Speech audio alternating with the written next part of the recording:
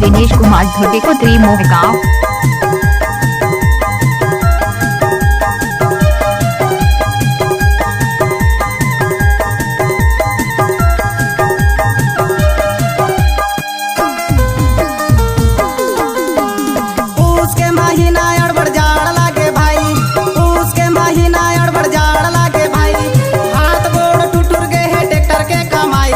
माजा मारे भाई रे डौका के कमाई, डौकी माजा मारे भाई रे डौका के कमाई।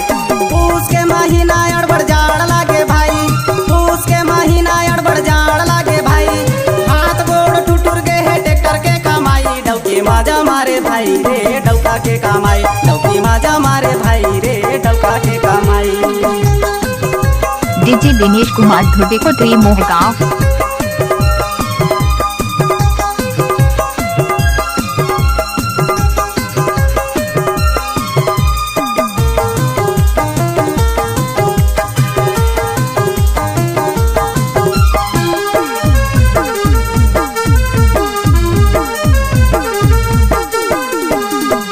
पिया के मोला भेजते देते हाय आडर, कैसे मोर बरलान देवे स्नो और पाउडर।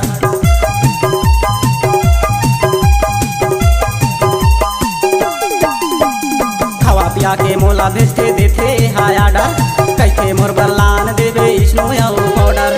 काम करते करत भाई, काम करते करत भाई हो जाते कर लाई, डौकी माजा मारे भाई रे डौका के कमाई, डौकी माजा मारे भाई रे डौका के कमाई। डीजे दिनेश कुमार धोटे को त्रिमोहगांव।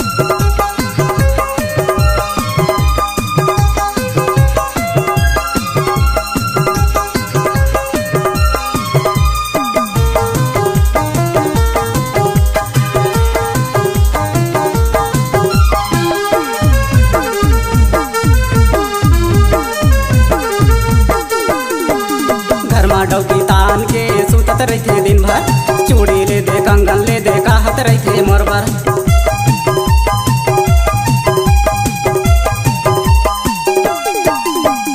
घर में डौकी तान के सुतत रहते दिन भर, चूड़ी ले दे कंगन ले दे कहत रहते मोर बर।